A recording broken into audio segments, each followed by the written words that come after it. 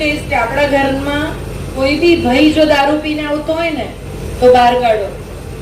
આપણે પંપાળીશું ને તો સમાજ બગડશે. આપણે નહીં પંપાળીએ ને તો આગળ કશું આગળ વધવાનું નથી. આજે તમારે ઘરમાં જે વસ્તુ બને છે, હું તો દીકરીઓને એટલું ચોક્કસ કહીશ કે આપણા માટે કેમ સલાહ આવે? આપણા જ માટે સલાહ આવે, દીકરાઓ માટે કોઈ સલાહ નહીં. કેમ દીકરો સમાજ નથી બગાડતો?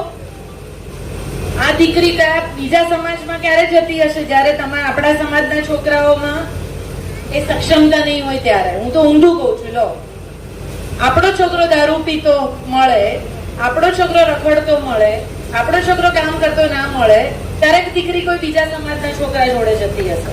એવું કેમ આપણે નથી માનતા? એ કેમ અંદરથી નથી આવતું? દરેક વખતે દીકરીઓને સલાહ કેમ?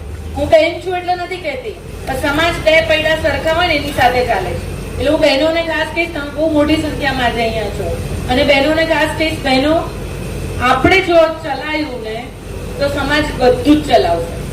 આપણે ના ચલાયું તો આગળ કઈ નહીં ચલાવે. અમે બી બહાર ફરીએ છીએ, શું અમને તકલીફ નહીં પડતી હોય કામ કરવામાં? અમે બહાર નીકળ્યા છીએ તો શું અમારા ઘરના લોકો ભૂખ્યા રહેતા હશે? અમે બહાર નીકળીએ છીએ, શું અમારા છોકરાઓને સંસ્કાર નહીં મળતા હોય?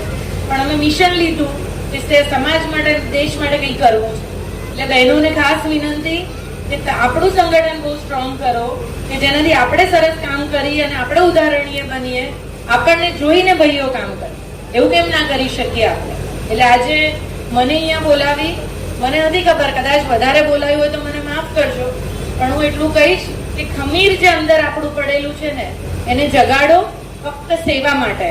અને એવી સેવા કરીએ આપણે જેને આપણી જરૂર છે. ગરીબને આપણી જરૂર છે, કોઈ નીચી જ્ઞાતિને આપણી જરૂર છે, કોઈને બી આપણી જરૂર છે. આપણે એના માટે ઉભા રહીએ, એ જ આપણી ઓળખ હોવી જોઈએ.